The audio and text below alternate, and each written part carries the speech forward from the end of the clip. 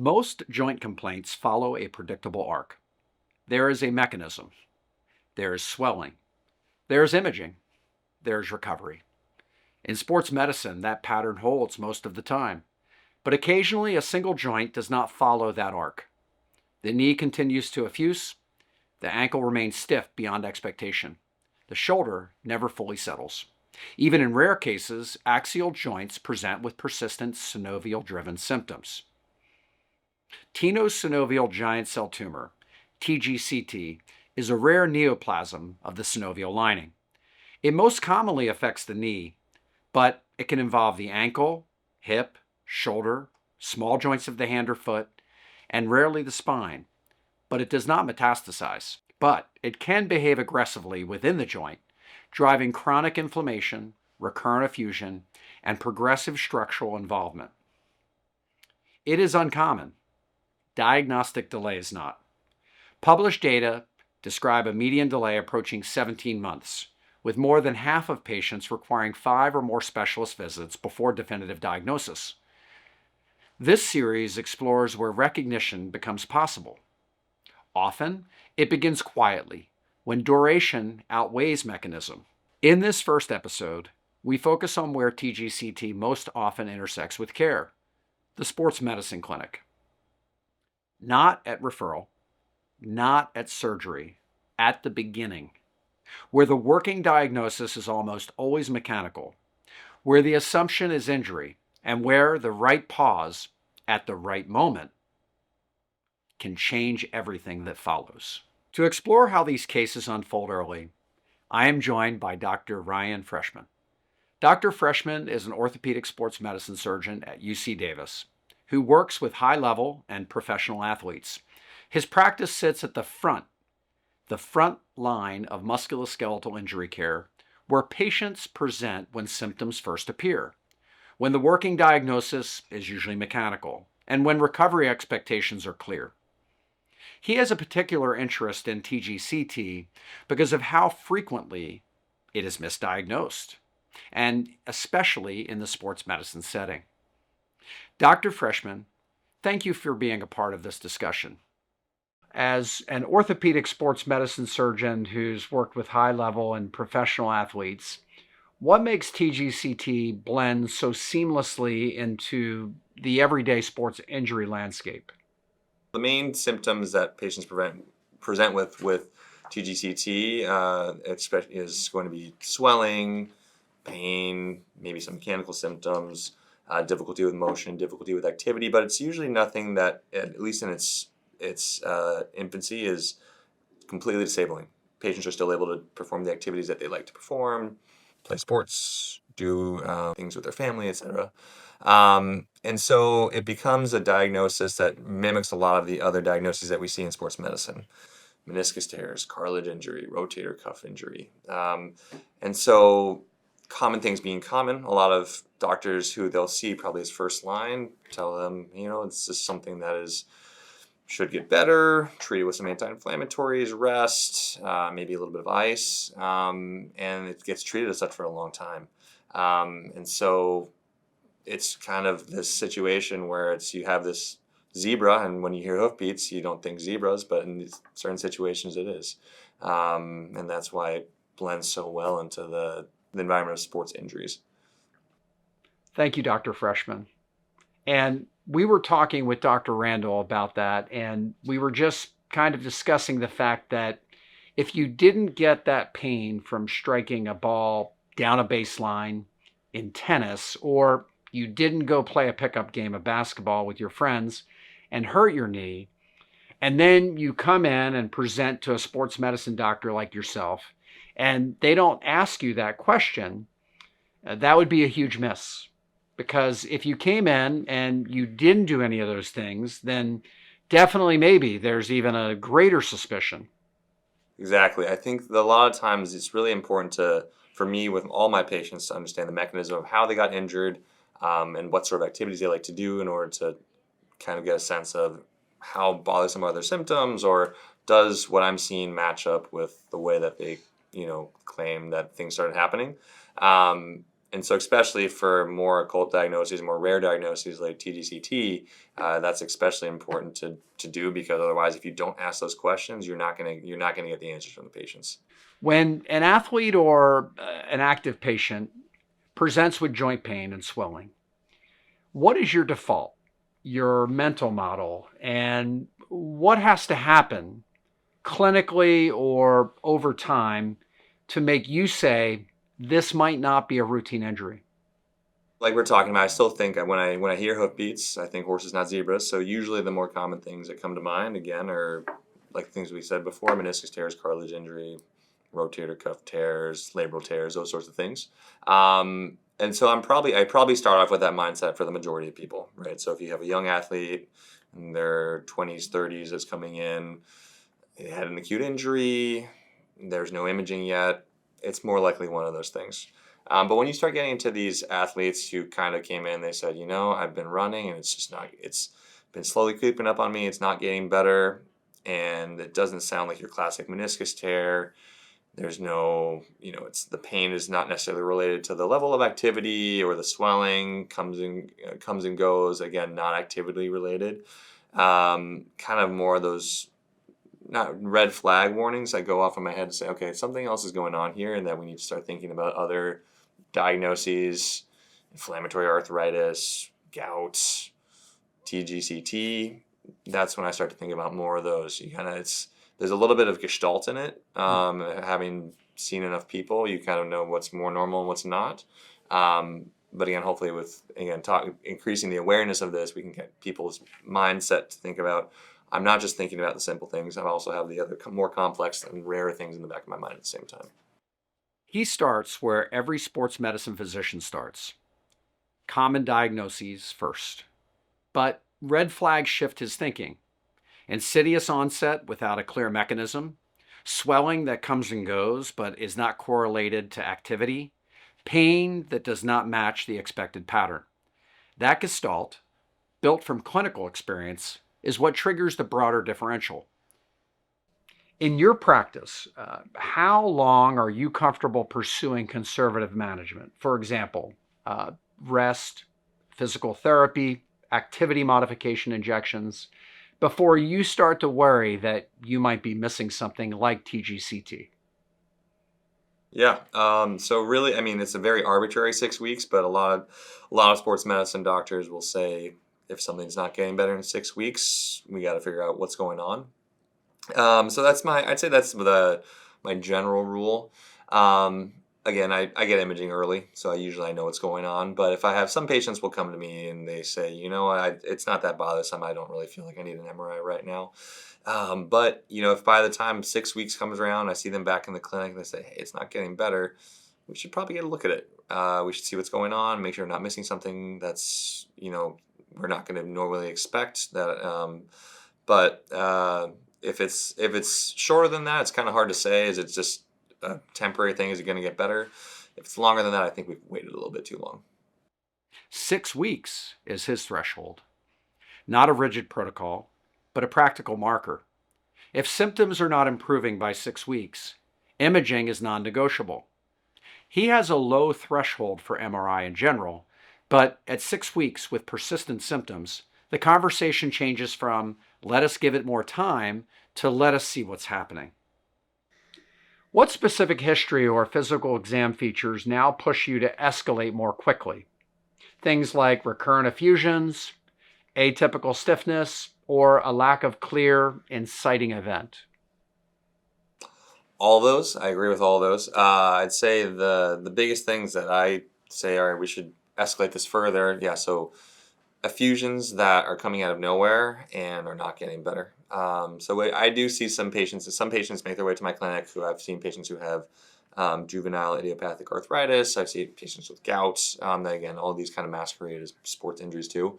And so those are the ones where it's relatively atraumatic and there's no real activity involved, and the infusions are really not getting better, even with conservative treatments, anti-inflammatories, ice, compressive wraps, those sorts of things. That does make me a little bit more concerned that something else is going on.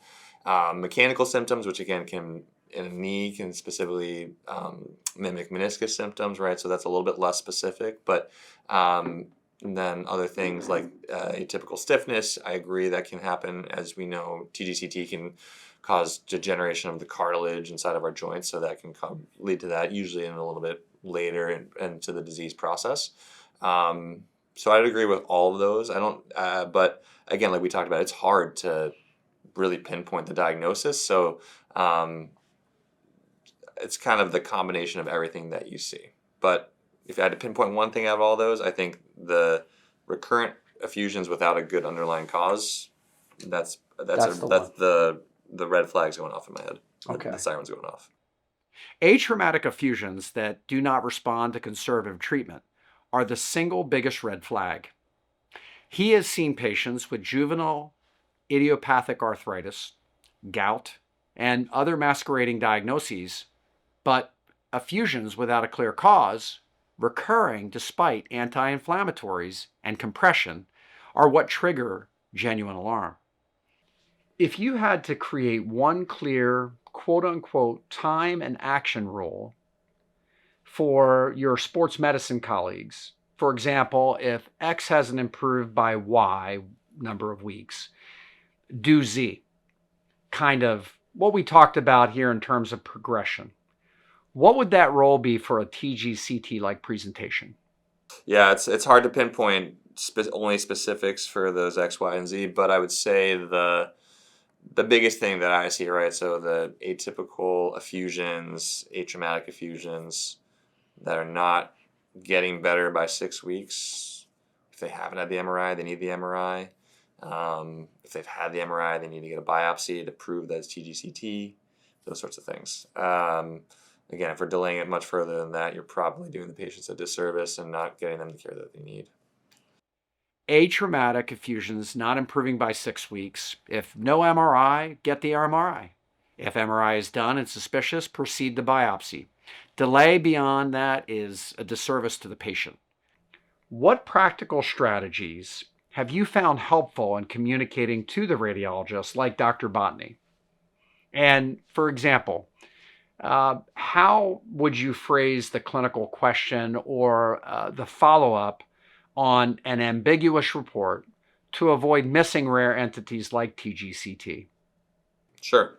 So like we talked a little bit before, whenever I'm putting an order in for a MRI, right? If I have a suspicion for something that's kind of a more rare diagnosis, I will put it I'll type it in the notes, say, hey, I have concern for XYZ, or I have concern for TGCT.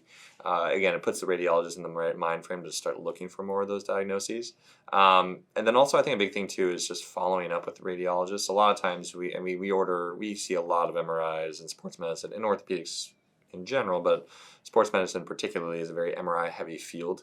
And so there's probably a little bit of MRI exhaustion where you see what the radiologist has read out on the MRI, you look at the MRI yourself, and to verify everything and say, oh, okay, like, yes, I agree. But I think a bit of it also comes in, there's that extra step of calling the radiologist or speaking with somebody, right? And not just, keeping the MRI reading between the screen and your eyes, to discuss with them, like, what do you think about this? What did you think about that slice? Or this, do you feel that the sequence is more representative of TGCT or other diagnoses? Because again, you can have patients who have very disseminated TGCT within a joint, and there's patients who can have tiny foci, and you don't really know what it is. Maybe it's the earliest stage of the disease. So reaching out to them, I think, and actually speaking with somebody really makes a big difference, as opposed to just keeping everything internal with you're just keeping it in your own head. 2 practices. First, when he suspects a rare diagnosis, he types it directly into the MRI order notes. Concern for TGCT. This puts the radiologist in a different search pattern. Second, he calls the radiologist, not just reading the report on a screen, actually picking up the phone and discussing the case. That extra step of speaking with somebody really makes a big difference. If a sports medicine colleague here at UC Davis or anywhere in the United States, or even internationally for that matter, remembered one idea from this conversation that you and I had shared together about TGCT, and catching it early, what would you want it to be?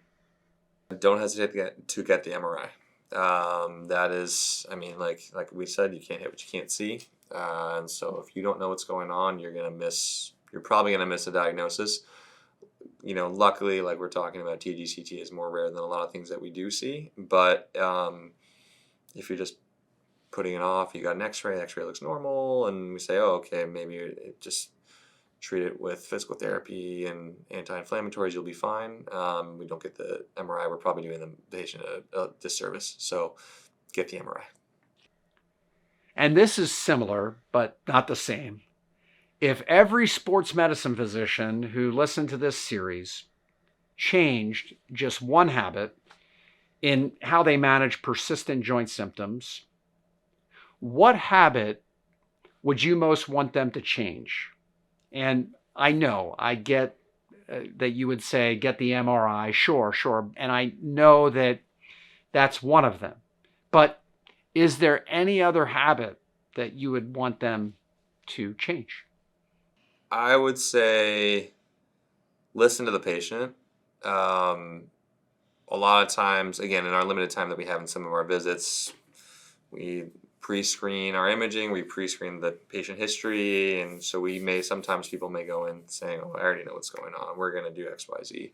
But really listen to what they're saying, right? If the story doesn't make sense and things aren't quite following that same logical pattern of meniscus injury, rotator cuff injury, labrum injury, etc., and you listen to that and you kind of put two and two together, that can, I think, probably benefit people a lot, both from the patient standpoint, where patient feels like they've been able to get their story out there, but also from the provider standpoint, where you're going to recognize a lot more things that you may not have if you just kind of went into the room in that mindset of, oh, okay, I already know what's going on. Two answers. First, do not hesitate to get the MRI. You cannot hit what you cannot see. Second, listen to the patient. If the story does not make sense, things are not following that same logical pattern, listen to that. What Dr. Freshman describes is the natural rhythm of sports medicine. The mechanism explains the swelling. The exam aligns, and conservative care proceeds. But when symptoms persist beyond 6 weeks, when effusions recur without a plausible cause, the question shifts from what happened to how long has this been happening? And that question is best answered by someone who sees what delay looks like on the other end. Dr. Randall is a musculoskeletal oncologist and chair of orthopedic surgery at UC Davis, with decades of experience treating sarcomas and synovial tumors.